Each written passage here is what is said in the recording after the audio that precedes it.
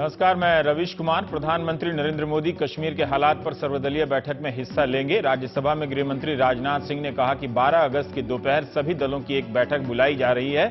विपक्ष ने प्रधानमंत्री पर आरोप लगाया है कि सदन में कश्मीर पर कई बार चर्चा हो चुकी, लेकिन प्रधानमंत्री ने कोई बयान नहीं दिया, मगर मध्य प्रदेश के झाबुआ में जाकर बयान दे दिया। कांग्रेस के गुलाम नबी आजाद ने सवाल किया कि क्या संसद और राजधानी दिल्ली से झाबुआ शिफ्ट हो गए हैं।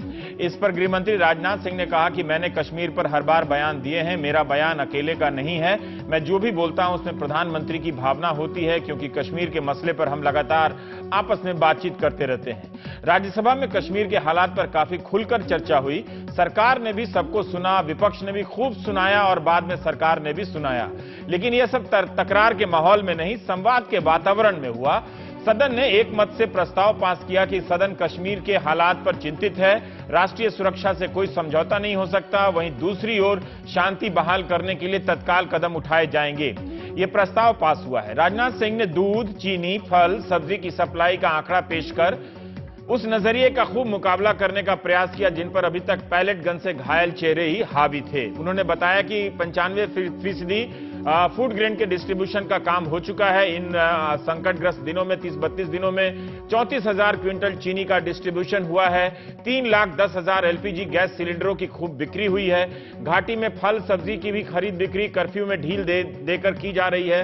सुबह होने से पहले दूध का वितरण भी हो रहा है, अखबार भी बंट रहे हैं। 14 जुलाई से लेकर आज तक आवश्यक वस्तुओं को लेकर 5600 ट्रक घाटी में पहुंच चुके हैं।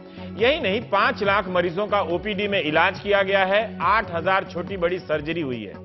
गृह मंत्री राजनाथ सिंह ने 5600 ट्रक की संख्या तो बता दी, लेकिन मौजूदा तनाव से पहले घाटी में पहुंचने वाले ट्रकों की संख्या कितनी थी ये नहीं बताई। मेरी नजर इन्हीं सब बातों पर ज्यादा पड़ जाती है। एनीवे, कश्मीर की बहसों में रणनीतिक और कूटनीतिक जटिलता इतनी हावी हो जाती है कि हमारे जैसे लोग घबरा जाते हैं। मेरी राय में गृह मंत्री राजनाथ सिंह ने परचून से लेकर पेट्रोल तक की लिस्ट बनाकर विपक्ष के हाहाकारी भाव को मात दी है। पहली बार लगा कि जरूरी चीजों की आपूर्ति की जानकारी हमें कश्मीर समस्या की गंभीरता को लेकर आश्वस्त कर सकती है कि जब तक इन सामानों की सप्लाई ठीक है तब तक बहुत छाती पीटने की जरूरत नहीं है। गृह मंत्री राजनाथ सिंह किसी सवाल से पीछे नहीं हटे। उन्होंने कहा कि पैलेट गन के विकल्प के लिए कमेटी बना दी गई है जो 2 महीनों में राय देगी, मगर पहले भी सुरक्षा बलों को इसके इस्तेमाल न करने के निर्देश दिए गए थे। यही कारण है कि घायलों में सुरक्षा बलों की संख्या नागरिकों से ज्यादा है। 4,515 सुरक्षा बल घायल हुए और 3,356 नागरिक घायल हुए हैं। यह आंकड़ा सुरक्षा बलों के संयम का गवाह है। विपक्ष के सांसद कश्मीर कर रहे थे। बीजेपी के सांसद और गृह मंत्री ने जम्मू, कश्मीर और लद्दाख पर खास तौर से जोर दिया। शायद इलाके की भौगोलिक विराटता के संदर्भ में इस समस्या को पेश करने की पीछे कोई खूबसूरत और नई रणनीतिक समझ होगी। कई दिनों से व्हाट्सएप पर भी इस तरह के कुछ मैसेज चल रहे थे कि लद्दाख और जम्मू को शामिल कर दें, तो इस वक्त जो इलाका प्रभावित है वो काफी मामूली है। सोशल मीडिया खुद को काफी गंभीरता से लेता है, मगर गृह मंत्री की बातों से लगा कि कश्मीर को लेकर सोशल मीडिया में चल रही बातों को वो बहुत गंभीरता से नहीं लेते हैं। समाजवादी पार्टी के नेता रामगोपाल यादव ने सरकार से पूछा कि पाकिस्तान कश्मीर करता रहता है, हम क्यों नहीं पाक अधिकृत कश्मीर की मांग करते हैं। गृह मंत्री ने कहा कि कश्मीर पर पाकिस्तान से कोई बात नहीं होगी। अब जब भी बात होगी पाक अधिकृत कश्मीर पर बात होगी। कश्मीर पर मोटी मोटी किताबें लिखने वाले विद्वान ही बता सकते हैं कि सरकार की नीति में यह कोई शिफ्ट आ गया है या ऐसे ही कहा गया जैसे कह दिया जाता है। तो आपने कब सुना है, आप ये भी याद कीजिए। हम आपको आज की बहस का कुछ हिस्सा सुनाना चाहते हैं ताकि आपको अंदाजा हो कि सदन में किस तरह से लोग अपनी बात रख रहे थे। हिंदुस्तान के वजीर आजम ने मध्य प्रदेश से कश्मीर को एड्रेस किया, लोकसभा से एड्रेस नहीं किया, राज्यसभा से एड्रेस नहीं किया। लेकिन कश्मीर जो है वो फिरका परस्त नहीं है, सेकुलर है। तो आज वही कश्मीरियत और इंसानियत का जो खात्मा किया है या जा रहा है, that is not flowing through democracy but through the barrel of the gun. Jammu Kashmir आज एक सेंसिटिव स्थिति में है और इसलिए आवश्यकता यह है कि ये सदन उसके संबंध में जहां तक संभव हो एक आवाज में बोले। कश्मीर को उन फूलों और वादियों और हवा के लिए प्यार मत करो। कश्मीर को उन पहाड़ी और दरियाओं के लिए और झरनों के लिए प्यार मत करो। उनके लोगों से, उसमें बसने वाले लोगों से तो कोई प्यार करे। मैं कश्मीर के नौजवानों से भी और वहां की जनता से भी एक अपील करना चाहता हूं। कभी कभी वहां पर आईएस के झंडे फहराए जाते हैं, कभी कभी दिखाए। आईएस ने क्या किया है डिप्टी चेयरमैन सर? इस्लाम में यकीन करने वाले लोगों का ही सरेआम कत्ल किया। इस्लाम कभी भी इस बात की इजाजत नहीं देता है कि किसी की गर्दन उतार लो, किसी की जिंदगी ले लो, किसी के दिल को चोट पहुंचाओ। ऐसे लोग जो झंडा फहराते हैं, मैं समझता हूं कि वो इस्लाम को बदनाम करने की कोशिश करते हैं। नारा पाकिस्तान जिंदाबाद भारत की धरती पर यह नहीं चलेगा। इसलिए मैं कश्मीर के लोगों से भी विनम्रतापूर्वक अपील करना चाहता हूं, ऐसा जो करने वाले हों, ऐसी हरकत करने से उन्हें रोकें। Burhan Wani is more dangerous on, or was, thankfully, was more dangerous on the internet than he was on the streets. And Burhan Wani may be more dangerous dead than he was alive. हम कहते हैं कश्मीर हमारा है, कश्मीर हमारा अभिन्न अंग है। मैं कहता हूं अभिन्न अंग है तो पैलेट गन जो है वो बाकी किसी देश के इलाके में क्यों नहीं चली? क्यों नहीं चली? ये जो हरियाणा है, यहां तो क्या नहीं हो गया, लेकिन पैलेट गन हमने वहां नहीं चलाई। Is it not our job to shame Pakistan in the international fora? To tell them how they are interfering in our independent affairs of our country?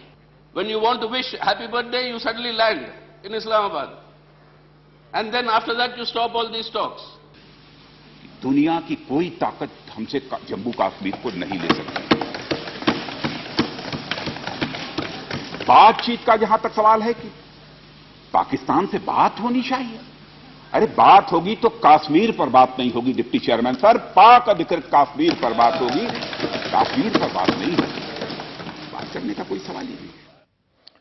Kashmir पर चर्चा ही चर्चा हो रही है। मौजूदा समस्या के संदर्भ में कहा गया शुरू में कि चर्चा ही नहीं हो रही है।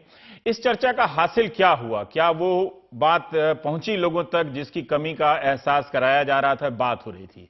जम्मू और कश्मीर की मुख्यमंत्री महबूबा मुफ्ती ने मंगलवार को गृहमंत्री से दिल्ली आकर मुलाकात की और कहा भी कि जैसे वाजपेयी के समय में बातचीत का दौर चला, अपनापन बढ़ाने का प्रयास हुआ, मुझे लगता है कि फिर से वैसा ही करने की जरूरत है। हमें लोगों के घाव भरने की जरूरत है, बातचीत की जरूरत है। जम्मू कश्मीर भारत और पाकिस्तान के बीच पुल का काम कर सकता है अगर सही तरीके से बातचीत शुरू की जाए तो। यह महबूबा मुफ्ती का कहना था। हमारे साथ अजय शुक्ला हैं प्राइम टाइम में बात करने के लिए, रक्षा विशेषज्ञ, और सुजात बुखारी साहब हैं कश्मीर टाइम्स के वरिष्ठ संपादक हमारे साथ। अजय, जो आज बात हुई, जो मैं जितना भाषण देख रहा था, तमाम सदस्यों ने ऐसी कोई बात नहीं थी जिसे कहने के लिहाज से नहीं की। आजादी के सवाल को भी उठाकर शरद यादव ने भी बताया या सीताराम येचुरी ने भी बताया कि इतने सारे पहले भी इस तरह के आंदोलन अलग अलग हिस्सों में हो चुके हैं। लेकिन जो भी सदन के अंदर से जो आवाज आई, क्या कश्मीर के लोग उसे सुनते हुए महसूस कर पाए होंगे कि ये उनके बारे में बात हो रही है, और जो वो महसूस करते हैं वही ये लोग बोल रहे हैं? आप बिल्कुल जो सेंट्रल बात है उस पे आए हुए हैं। जो लोग बोल रहे थे, जो लोग कह रहे थे सदन में आज, वो इतना महत्व नहीं रखता है जितना ये रखता है कि 5 घंटों के लिए भारत के पार्लियामेंट ने कश्मीर के ऊपर बातचीत की, और कश्मीर के स्ट्रीट्स के ऊपर ये बहुत बड़ा असर पड़ेगा। क्योंकि आज तक जो है पिछले 2 सालों से और उससे पहले भी कई सालों से कश्मीर के अंदर ये बात महसूस हो रही थी लोगों को, और इस पे बहुत गुस्सा चढ़ रहा था लोगों को कि नई दिल्ली जो है वो कोई चिंता नहीं करती है कश्मीर के बारे में। जब हम लोग निकलते हैं, पत्थर फेंकते हैं, लोग मारे जाते हैं, तब जाके जो है नजर आती है, उसके बाद में लोग सब भूल जाते हैं और बात जहां थी वहां पहुंच जाती है। अब जो है फिर पत्थरबारी हुई है, फिर रायट्स हुए हैं, फिर बातचीत हो गई है। तो सबसे पहली बात यह है कि कश्मीरियों को यह महसूस हुआ होगा आज कि कम से कम नई दिल्ली ने हमारी तरफ नजर डाली है। आई बात कि होम मिनिस्टर ने गृह मंत्री ने क्या बोला, आगे जाके क्या उम्मीद कर सकते हैं नई दिल्ली से। और कई बातें पाकिस्तान के ऊपर बड़ी बड़ी बातें हुई। हम सिर्फ पाकिस्तान अधिकृत कश्मीर के बारे में बात करेंगे, जो भी हो रहा है पाकिस्तान का हाथ इसमें हो रहा है, लेकिन इससे ज्यादा महत्व इस बात में है कि गृह मंत्री ने यह बोला है कि एक ऑल पार्टी मीटिंग ने 12 अगस्त को कश्मीर के ऊपर बातचीत करनी है, यहां मीटिंग होगी, बातचीत होगी और आगे जाके ऑल पार्टी मीटिंग हो सकता है या ऑल पार्टी डेलीगेशन कश्मीर की तरफ जाए। ये जो है ये बहुत अच्छा असर डालेगा श्रीनगर और बाकी कश्मीर के शहरों के जमीन के ऊपर। तो मैसेज जो है इतना 2 पॉइंट मैसेज वो चला गया कि हम बात करने आ रहे हैं, है कि हम बात कर रहे हैं, हमारी नजर आपकी तरफ है और आप आगे जाके कुछ उम्मीद कर सकते हो कि नई दिल्ली की तरफ से कोई इनिशिएटिव आएगा। सुजात, मैं जानना चाहता हूं, कायदे से तो आज तमाम कैमरे कश्मीर की अलग अलग जगहों में, वादियों में लगे होने चाहिए थे और जिस तरह से मन की बात जब प्रधानमंत्री करते हैं तो बहुत सारा दूरदर्शन का कैमरा गांव मोहल्लों में होता है, तो वैसा ही कैमरा वहां लगा होता और पता चलता कि कश्मीर के लोग किस तरह से रिएक्ट कर रहे हैं। पर क्या आप कुछ अंदाजा दे सकते हैं कि जो अजय कह रहे हैं कि एक संकेत यहां से दे दिया गया कि हम बात कर भी रहे हैं और उनकी अपने पैलेट गन्स को लेकर भी खुलकर चर्चा हुई है, ऐसी बात नहीं कि कोई उस पर चर्चा नहीं कर रहा था, खुल के बात की गई कि हरियाणा में इस्तेमाल नहीं किया गया, कश्मीर के लोगों पर क्यों इस्तेमाल किया गया है। और वहां पर सर्वदलीय बैठक की जो पूरी टीम है, सांसदों की टीम जाएगी तो जाहिर है लोगों से बात करेगी। क्या बात करेगी ये स्पष्ट मेरी नजर में तो नहीं है, लेकिन फिर भी ये नजरिया या ये इरादा जाहिर करना इस वक्त काफी है क्या? देखिए रवीश, मैं अजय के साथ पार्टली एग्री करता हूं कि आज पार्लियामेंट में 5 घंटे तक बहस हुई कश्मीर के बारे में और कुछ लोगों ने बड़ा अच्छा बोला, पैलेट गन्स के बारे में बात की और कंपैशन के साथ बात की। और सही बात है कि पार्लियामेंट में बात हुई और कश्मीर को थोड़ा अटेंशन मिल गया, लेकिन ये अटेंशन 1 महीने के बाद मिला जब हमारे 60 के करीब लोग जो हैं वो मारे गए और हजारों की तादाद में लोग जो हैं वो घायल हैं। लेकिन ये मामला सिर्फ पार्लियामेंट में बात करने का नहीं और 12 अगस्त को ऑल पार्टी मीटिंग बुलाने का नहीं है, बल्कि एक बहुत बड़ा पुराना मसला है, वो ये कि दिल्ली का जो कश्मीर के हवाले से जो उसकी जो क्रेडिबिलिटी है, उस क्रेडिबिलिटी वो तो तकरीबन अगर आप समझेंगे तो वो ख़त्म हो गई है, क्योंकि जो कोई भी उन्होंने एफर्ट्स पीछे माजी में किए हैं उनको आगे नहीं बढ़ाया गया। तो इसीलिए मैं आज इसलिए मैंने कहा कि मैं अजय से सहमत हूं कि एक मैसेज है कि पार्लियामेंट में बात हो रही है और लोग कहते हैं कि लोग जख्मी हुए, बाकी चीजें हैं, इससे एक संदेश मिलेगा। लेकिन उसके साथ साथ जो मसला है वो ये है कि आगे क्या होगा, आगे किस तरह की बातचीत होगी, क्या उसका मैकेनिज्म क्या होगा, क्या वो वही होगा जो 2010 में इंटरलोक्यूटर्स को बनाने के बाद उनकी जो रिपोर्ट थी उसको डिसोन किया गया, या उससे पहले प्राइम मिनिस्टर्स वर्किंग ग्रुप। आज जो कांग्रेस पार्टी बात कर रही थी पार्लियामेंट में, ये तो उन्हीं के सारे बोए हुए बीज हैं कि यहां पे जो भी प्रॉब्लम है। तो अगर उन्होंने शायद 2010 में उस इंटरलोक्यूटर्स, मैं नहीं कहता हूं कि सारा मसला हल हुआ होता, क्योंकि यहां पे लोग आज आजादी की मांग कर रहे हैं, तो ये सारा मसला हल नहीं हुआ होता, लेकिन एक थोड़ा सा एक एतबार पैदा होता दिल्ली का कश्मीर के तई। और मैं समझता हूं कि आज अगर दोबारा खुदा न खास्ता इस किस्म की परेशानी से जो हम आज जूझ रहे हैं, ये परेशानी होती तो शायद कोई क्रेडिबिलिटी होती। वही देखना है कि मुझे लगता है, इसीलिए मैं ज्यादा इस पे उतना एक्साइटेड नहीं हूं कि बात हुई और मीटिंग हो जाएगी। ये मुझे लगता है रवीश कि हमें वेट करना चाहिए कि 12 को क्या होगा और उसके बाद किस तरह से ये सिलसिला आगे बढ़ेगा। मैं एक बात जानना चाहता हूं कि सबके भाषण को सुनते हुए और आप विशेषज्ञ लोगों के लेखों को पढ़ते हुए अखबार में, मैं ये जानना चाहता हूं कि जैसे प्रस्ताव में सरकार कहती है कि कश्मीर हमारा है, इससे कोई समझौता नहीं हो सकता, इसे कोई ले नहीं सकता। कोई का मतलब कोई भी हो सकता है, सिर्फ वो पाकिस्तान नहीं ले सकता उसकी बात नहीं है, मतलब कोई नहीं ले सकता है, ठीक। दूसरी तरफ हम आपसे बात करना चाहते हैं, चिंतित करना चाहते हैं। अब मैं ये जानना चाहता हूं कि इसके अलावा बीच में वो कौन सी बात है जो आप लोग करना चाहते हैं, कश्मीर की आवाम आपके जरिए हिंदुस्तान से करना चाहती है, या जो यहां के सांसद जाएंगे तो वो भी क्या चीनी की सप्लाई, गैस की सप्लाई, इसकी शिकायत करेंगे, या कोई एक ठोस राजनीतिक बात है जिस पे लोग अब बात करना चाहते हैं? वो बात क्या है? वही मैं वही कह रहा हूं कि मसला राजनीतिक है, लॉ एंड ऑर्डर का मसला नहीं है। वही मैं इससे पहले भी कह रहा था कि भाई अगर आप बात करना चाहते हैं तो आप कोई कंडीशन ना रखें, किसी कंडीशन के बगैर बात करनी होगी और बात पॉलिटिकल मसले पे होनी चाहिए, राजनीतिक मसले पे होनी चाहिए। क्योंकि यहां पे आज जो मेन स्ट्रीम पार्टीज हैं, नेशनल कॉन्फ्रेंस, पीडीपी, खासतौर से नेशनल कॉन्फ्रेंस और पीडीपी, उनका जो स्टैंड है वो भी वही कहते हैं कि भाई 1947 में जब इलाक हुआ था तो वो आर्जी इलाक था, उसके बाद जो वादे किए गए वो सारे वादे नहीं निभाए गए।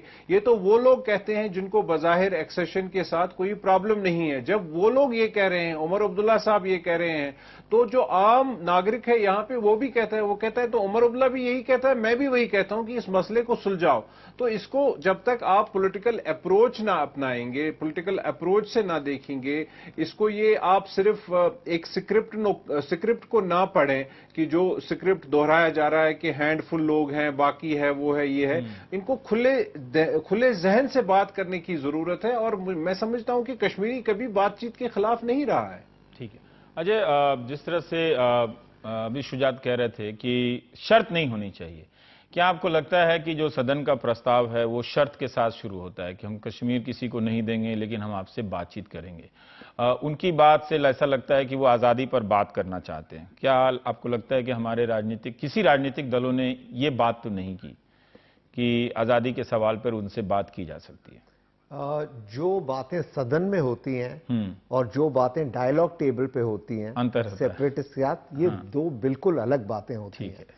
सदन में जैसे कि नागालैंड से जब हम लोग बातें कर रहे थे, सदन में हम ये तो कहते थे कि नागालैंड जो है भारत का एक अटूट अंग है, लेकिन जब सेपरेटिस्ट के साथ बात शुरू होती है तो फिर ये बातें जो है शुरू होती हैं कि आप संविधान के तहत में जो है बात कीजिए, ये हम दे सकते हैं, ये हम नहीं दे सकते हैं, जो एक और झंडा ले लीजिए या एक ही झंडे से काम चला लीजिए, ये सब। जी हाँ, और एक किस्म से सेपरेटिस्ट जैसे हम लोग डायलॉग टेबल पे आए हैं कहते हुए कि हम सिर्फ संविधान के तहत बात करेंगे, वैसे वो भी डायलॉग टेबल पे आए हैं ये कहते हुए कि हम सिर्फ आजादी के बारे में बात करेंगे।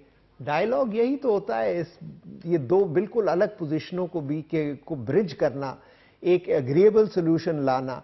और ये हिंदुस्तान ने, भारत ने कई बार किया हुआ है, नागालैंड के साथ किया हुआ है। आज सदन के सदस्यों ने, कई लोगों ने याद दिलाया ऐसे कई घटनाओं के बारे में। और कश्मीर में चाहे जितना जो है गुस्सा हो स्ट्रीट्स के ऊपर, चाहे जितना लोग आजादी की मांग करें, ये देखते हुए कि वो भारत के नुमाइंदों के साथ टेबल पे बैठने के लिए तैयार हैं, ये जानते हुए कि भारत के नुमाइंदे आजादी नहीं दे सकते हैं उनको, ये भी एक कहानी बताती है।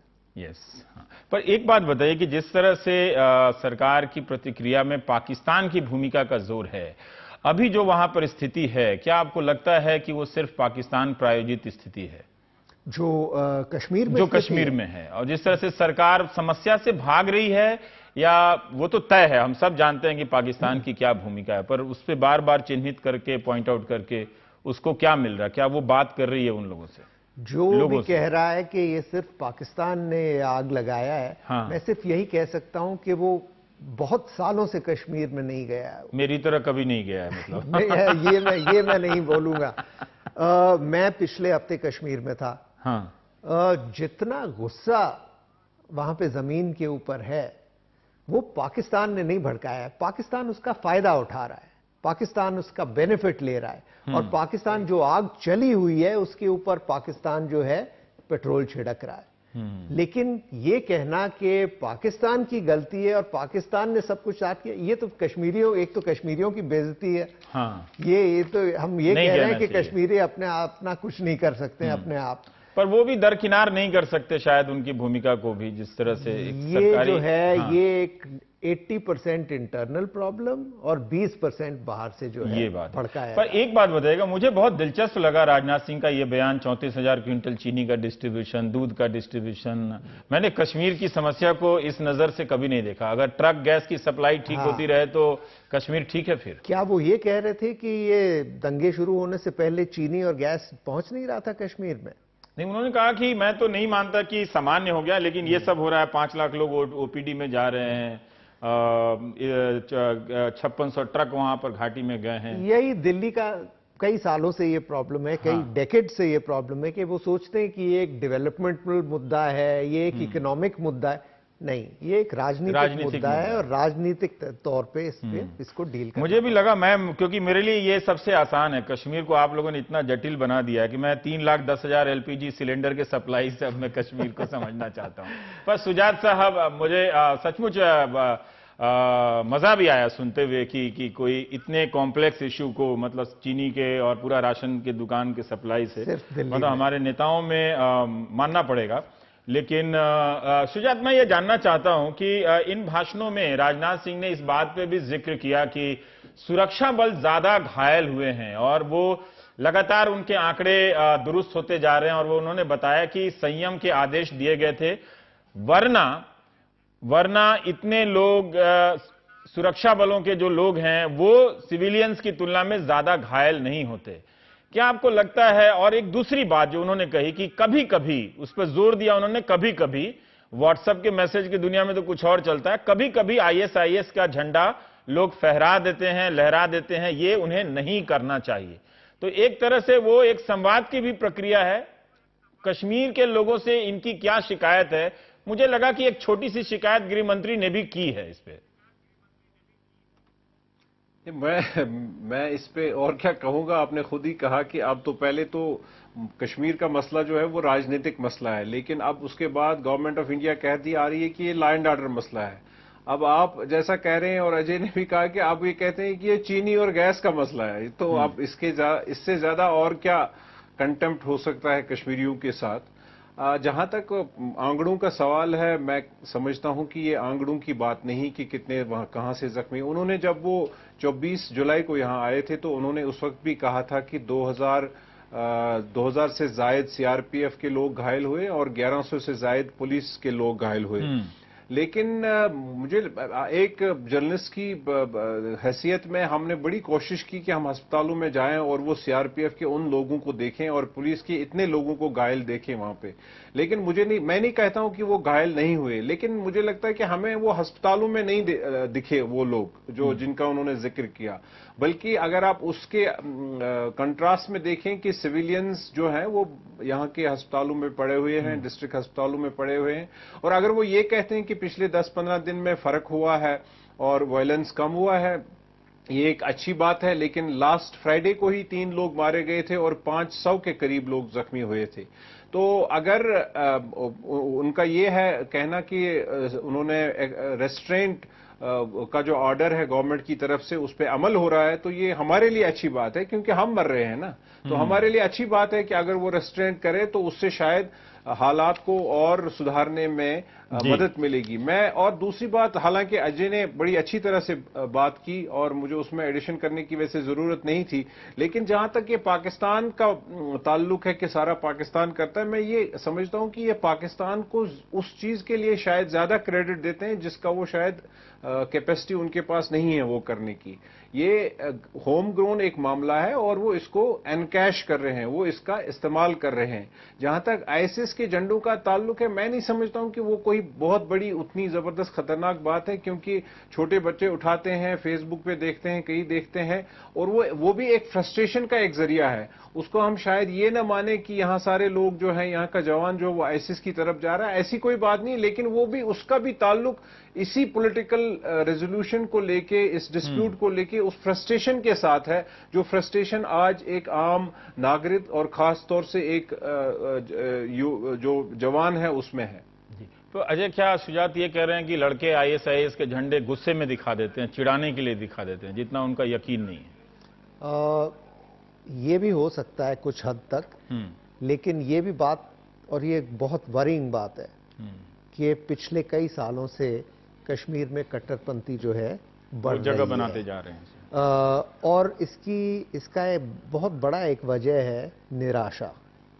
आप चाहे गाजा में देखें, चाहे पैलेस्टाइन में देखें, चाहे जहां जहां जो है बहुत एक पॉपुलेशन को सप्रेस किया गया हो और बहुत निराशा जो है बढ़ती है, वहां कट्टरपंथी आना शुरू हो जाता है। पर एक संक्षेप में मैं जानना चाहता हूं, ये जम्मू कश्मीर लद्दाख कह के मतलब क्या है? मतलब इस समस्या के संदर्भ में उसका भौगोलिक विस्तार बता के ये कहा जा रहा है कि वो छोटे इलाके में, आबादी के इतने प्रतिशत इलाकों में, ये राजनीतिक कूटनीतिक समझ का व्हाट्सएपीकरण है, मतलब आप जो अफवाह फैलाने के लिए करते हैं। देखिए, जो लोग जो है जो ये कहना चाह रहे हैं या बताना चाह रहे हैं कि ये जो है बहुत एक छोटा प्रॉब्लम है, वो जमीन के साइज को देख रहे हैं। या सिर्फ व्हाट्सएप में ही घुस गए मतलब। हाँ, लद्दाख जो है आधा टेरिटरी कवर करता है जम्मू एंड कश्मीर का, लेकिन सिर्फ 2 या 3% पॉपुलेशन है।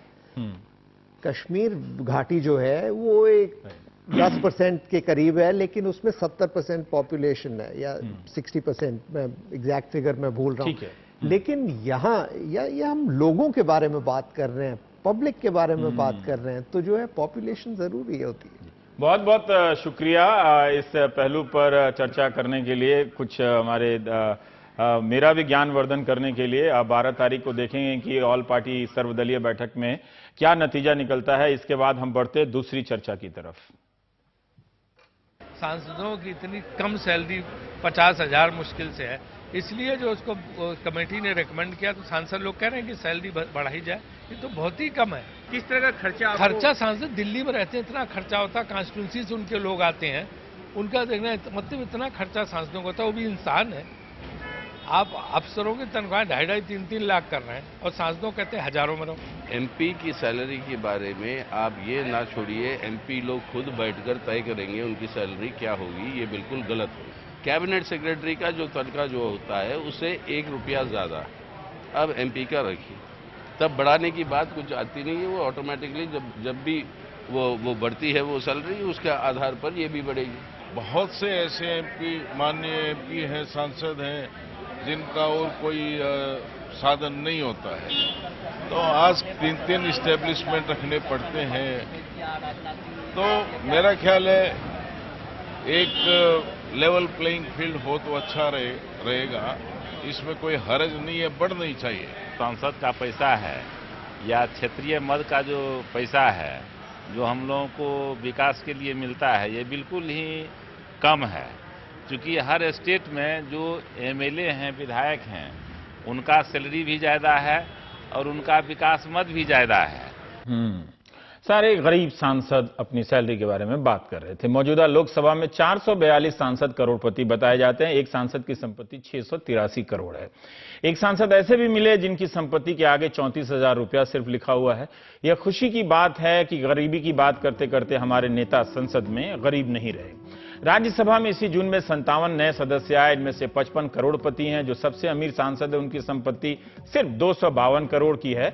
यह सब तो है, लेकिन क्या इस आधार पर सांसदों का वेतन तय होना चाहिए या हो सकता है? अगर होना चाहिए तो फिर जो गरीब और साधारण सांसद हैं उनके लिए क्या अलग से वेतन तय होना चाहिए? हमारे सांसद आपकी और सेवा करना चाहते हैं, इसलिए उन्हें अधिक वेतन की जरूरत है। सरकार उनकी गतिविधियों को बनाए रखने के लिए रेल से लेकर हवाई किराया भत्ता तमाम देती है। फिर भी एक सांसद की जरूरत को समझने के लिए हमें उसकी भूमिका के बारे में भी ठीक से समझना चाहिए, जो हम कई बार नहीं जानते कि एक सांसद को क्या क्या करना पड़ता है। जिस लोकसभा में 100 हफ्ते में 100 कानून बना देने का दावा किया गया, उसी लोकसभा से हमारे सांसद अपने वेतन वृद्धि का कानून पास नहीं करवा पा रहे हैं। उनसे पहले दिल्ली के विधायकों ने अपनी तनख्वाह बढ़ा ली, मगर केंद्र से अभी तक मंजूरी नहीं मिली है। नतीजा, दिल्ली वाले विधायकों को पुराना वेतन ही मिल रहा है। तेलंगाना के विधायकों ने अपनी सैलरी खूब बढ़िया से बढ़ाई है और अपने बारे में अच्छी तरह से सोचा और विधायकों की सैलरी 2.5 लाख तक की कर ली। महाराष्ट्र में भी विधायकों की सैलरी अब 75,000 से बढ़कर 1,60,000 रुपए तक हो गई है। जब नए सरकारी कर्मचारियों के लिए पेंशन नहीं है तो पूछिए ना अपने विधायकों और सांसदों से कि वो कैसे पेंशन ले रहे हैं और खुद अपने पेंशन को कैसे बढ़ा रहे हैं। यह सवाल हर कर्मचारी को अपने प्रतिनिधि से पूछना चाहिए। बुधवार को सांसद अपनी तनख्वाह बढ़ाने के लिए प्रधानमंत्री के पास गए। पीएम ने उन्हें खर्चे कम करने की नसीहत दी, वो खुद भी बहुत कम खर्चा करते हैं। जब उन्हीं की पार्टी की सरकार महाराष्ट्र में इस नीति पर अमल नहीं करती है और सैलरी बढ़ा लेती है, तो वे नसीहत सांसदों को कैसे दे रहे हैं कि आप अपने खर्चे कम कर लो, सैलरी बढ़ाने की शायद जरूरत नहीं है। या तो कहीं सैलरी ना बढ़े या हर जगह बढ़े, मगर प्रधानमंत्री की इस बात में दम है कि सांसदों को अपनी सैलरी खुद नहीं बढ़ानी चाहिए, कोई कमेटी हो वो अलग से फैसला करे और तय करे। इस बीच सरकार राष्ट्रपति और उपराष्ट्रपति के वेतन बढ़ाने के लिए बिल लाने पर विचार कर रही है, क्योंकि 7वें वेतन आयोग के बाद वरिष्ठ सरकारी कर्मचारियों की सैलरी राष्ट्रपति उपराष्ट्रपति से थोड़ी ज्यादा हो गई है। थोड़ा वो संतुलन बनाने के लिए हमारे साथ रंजीत रंजन है, कांग्रेस सांसद हैं। रंजीत, हमारे दर्शकों को आप ये जागृत कीजिए कि क्यों आपकी सैलरी कम पड़ रही है और क्यों आपको एक सांसद के नाते अधिक सैलरी की जरूरत है। देखिए, अभी आप कह रहे थे तो मैं सुन रही थी कि लोकसभा में 482 सांसद करोड़पति हैं और लगभग 55 राज्यसभा में करोड़पति हैं, नए वाले। हाँ, देखिए, मैं आपसे प्रश्न करती हूँ कि क्या रीजन है कि ये जो करोड़पति और अरबपति सांसद है वही राज्यसभा और लोकसभा में आ रहे हैं? मेरे ख्याल से आंसर भी इसी में है कि यही वजह है कि आज का जो पॉलिटिकल सिनेरियो है और आज जो सांसदों की सैलरी है कि एक गरीब सांसद जो जेन्युइनली जो गांव में लोगों का प्रतिनिधित्व करता है और as a social work politics को लेना चाहता है, उनके लिए अब पॉलिटिक्स में आना, लोकसभा में आना, राज्यसभा का एमपी बनना, ये कोई छोटी बात या छुपी हुई बात नहीं है। नहीं, बहुत सारे राज्यसभा के रंजीत जी, देखिए, मैं आपकी इस बात से इत्तेफाक रखता हूं, लेकिन चुनाव का खर्चा महंगा हुआ, पार्टियां उद्योगपतियों की जेब में जाकर बैठ गई हैं, उनसे सैलरी, उनसे पैसा लेकर चुनाव लड़ रही हैं। ये पहलू आप नजरअंदाज मत कीजिए, लेकिन फिर भी आप मुझे बताइए कि क्यों चाहिए आपको ज्यादा सैलरी। मैं इसके बहाने, इस सवाल के बहाने मैं चाहता हूं कि मेरे दर्शक जाने कि एक सांसद के रूप में आप क्या काम करती हैं कि आपको ज्यादा सैलरी की जरूरत है, क्योंकि ध्यान में रखिएगा कि आपको बहुत सारे भत्ते भी मिलते हैं, फोन से लेकर हवाई जहाज तक। अब मैं नहीं बोलूंगा, आप बोलिए। हाँ, बिल्कुल। देखिए, सांसद को जो सैलरी मिलती है इस बार जो 2010 में बढ़ी 1,09,000 है, जिसमें 50,000 आपकी सैलरी होती है, बाकी आपके भत्ते वगैरह होते हैं, टीएडीए होता है, प्लस आपको 34 प्लेन की टिकटें मिलती हैं, टेलीफोन 1.5 लाख के करीब साल का मिलता है, आपको साल का मिलता है, और प्लस आपको रेसिडेंस मिलता है दिल्ली में। अच्छा, ये तो हो गई जो आप लोगों को दिखता है। हम पार्लियामेंट जाते हैं, फिर क्षेत्र जाते हैं, फिर आपका दिल्ली में आपको घर मिलता है, पार्लियामेंट जो आपकी कॉन्स्टिट्यूंसी है वहां आपका घर नहीं होता है, आपको एक गाड़ी का भत्ता मिलता है। जो हमारा पॉलिटिकल सिनेरियो है, आप जैसे मैं ही जाती हूँ, यहाँ से बागडोगरा जाती हूँ, बागडोगरा से 3.5 घंटे में अपने क्षेत्र पहुंचती हूँ, वहां से फिर मेरा जो एरिया है लगभग 250 किलोमीटर के रेशियो में है, उसमें मैं विजिट करती हूँ। जो हम लोग का माहौल है उस पर आप एक गाड़ी से नहीं चल सकते, एटलीस्ट आपको 2 गाड़ी चाहिए, तो वहीं पर आपका सीधा जो खर्च है डबल हो जाता है। फिर अगर आप मिनिमम 50 लोगों को भी अपने घर में चाय पिलाते हैं, 3 रुपए 5 रुपए आपकी चाय होगी। बिहार में तो क्या जाते हैं कि एमपी के घर के लिए चाय नहीं पूछ लिए, तो चाय के साथ आपको एक बिस्किट भी देना है। प्लस बहुत सारे ऐसे, मैं रवीश जी आपको कहूंगी कि आप दिल्ली मेरे घर पर आइए कभी, 250 पेशेंट हमारे घर में रहते हैं, हम लोग उनके इलाज के लिए भेजते हैं। बहुत बारी ऐसा होता है कि वो जमीन बेच के, ज्वेलरी बेच के आते हैं, तब भी इलाज नहीं करा पा रहे होते हैं। एज अ रिप्रेजेंटेटिव आपको वो एक नजर से देख रहे होते हैं, आशा भरी कि आप 5,000 रुपए की मदद करेंगे। आप सपोज कीजिए, रंजीत जी मैं यहाँ पर रोकना चाहता हूँ, मैं रोकना चाहता हूँ आपको, माफ कीजिएगा। ये आप सांसद लोग मिलके, ये जितने भी स्वास्थ्य मंत्री हैं पूरे देश भर में और केंद्र में, उनको पकड़ के बोलते क्यों नहीं कि सरकारी अस्पतालों की स्थिति ठीक कीजिए। आपके घर जो आ रहे हैं, ये आप लोगों की भी फेलियर है कि आप उन अस्पतालों की स्थिति बेहतर नहीं करा रही हैं, तभी वो आपके संसदीय क्षेत्र का व्यक्ति उतनी यात्रा करके आपके लॉन में आके पड़ा हुआ है। वो खुशी से तो नहीं पड़ा हुआ है। तो आप लोग प्रायोरिटी पे सारे अस्पतालों का प्राइवेटाइजेशन आप लोग कर रहे हैं या करवा रहे हैं, आपकी सरकार में भी, इनकी सरकार में भी। तो कुछ बुनियादी समस्याओं के जिम्मेदार आप लोग भी हैं, ऐसी बात नहीं है। जी आगे बताइए, क्यों चाहिए सैलरी? रवीश जी आपके कहने का क्या मतलब है कि हम सैलरी ना बढ़ाएं, फिलहाल हम पहले मेडिकल जो फैसिलिटीज हैं उसको ठीक करें? आपके कहने का ये मतलब? नहीं, मैं ये बता रहा हूं कि क्यों बोझ आया आपके ऊपर। दोनों रवि साहब, दोनों 2 पहलू हैं। शायद आपने नहीं सुना होगा, मैंने सप्लीमेंट्री में ये उठाया था, चाहे किसी की भी गवर्नमेंट हो, जो हमारा करप्शन, जो मिली भगत, जो पीएससी की हालत, जो सदर अस्पताल की हालत, एक तरफ एमपी को आप चेयरमैन बनाते हैं नेशनल हेल्थ मिशन का, दूसरी तरफ मैं खुद जाके निरीक्षण करती हूं और देखा जाता है कि डॉक्टर सरेआम दवाई नहीं दे रहे हैं, दवाई है, बोला जा रहा है कि प्राइवेट जो क्लिनिक है उससे जाके लो। हम लोग मिनिस्टर्स को एज अ चेयरमैन लिखते हैं, मिनिस्टर का क्वेश्चन आर में ये जवाब है कि ये स्टेट मैटर है, तो वाई वी आर चेयरमैन? तो ये आप सिर्फ सांसद को, ये पूरी गवर्नमेंट जिम्मेदार है, इस बात को हम लोग बिल्कुल सही तरीके से मानने के लिए तैयार है। इसीलिए बोल रही हूं कि करप्शन को अगर कम करना है तो डॉक्टर की सैलरी, टीचर्स की सैलरी, हम लोग की सैलरी, इवन मुखिया की सैलरी, आप मानदेय देते हैं 1200 और एक मुखिया 15 से 20 लाख में जीत के आता है, इसको कोई दरकिनार नहीं करेगा।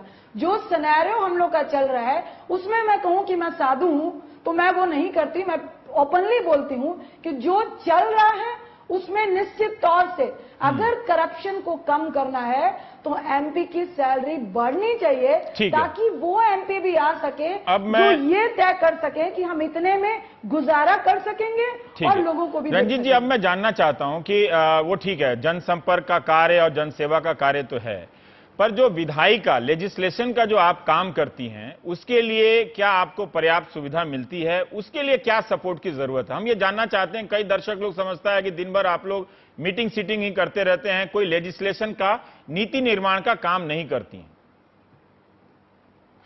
देखिए, ये मेरे ख्याल से आप लोग पे भी बहुत डिपेंड करता है कि आप कौन से मुद्दे टीवी में दिखाते हैं। मैं आपके चैनल और आपके सब्जेक्ट की मुझे बहुत अच्छा लगता है, क्योंकि जब आप डिस्कशन कर रहे हो तो हम लोग भी बहुत कुछ सीखते हैं। अफसोस है, अनफॉर्चुनेट है कि बड़ी बारी हम लोग चैनल में बैठे होते हैं तो बोला जाता है कि भाई अमीर जी के चैनल में थी, मैं एक बार जी में थी तो बोला है कि नहीं 10 दिन आप लोगों ने काम किया, आप पार्लियामेंट में शोर मचाते हैं। एक तो रवि साहब, हम लोग अगर वेल पे जाते हैं तो वो शोर नहीं होता है। एज अ ऑपोजिशन बहुत सारे ऐसे मुद्दे होते हैं जब रूलिंग पार्टी और एरोगेंस होते हुए हमारी बातों को नहीं सुनती है, तो लोकतंत्र में एक ही साधन है कि हम वहां पर जाएं और अपनी बात को जोर शोर से रखें और मीडिया के माध्यम से पब्लिक को दिखा सके।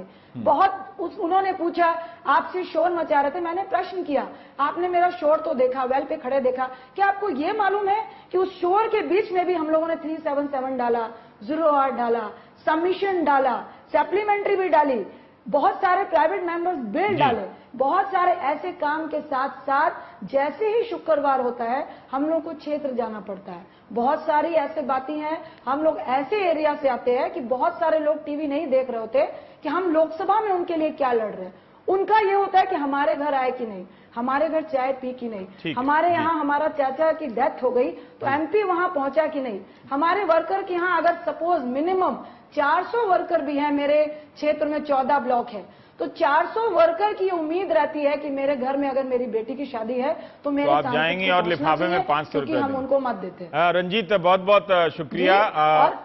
किसी और दिन मैं आपसे इस लेजिस्लेशन वाले काम के मसले पर बात करूंगा।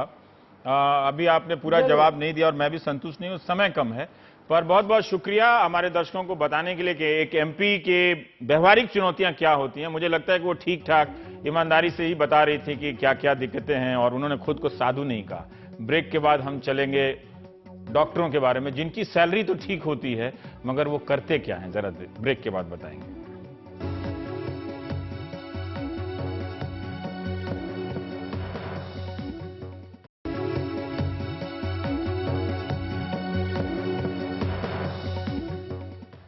मुंबई के सबसे नामचीन अस्पतालों में से एक हीरानंदानी अस्पताल में अवैध तौर पर किडनी की खरीद फरोख्त के धंधे का पर्दाफाश हुआ है।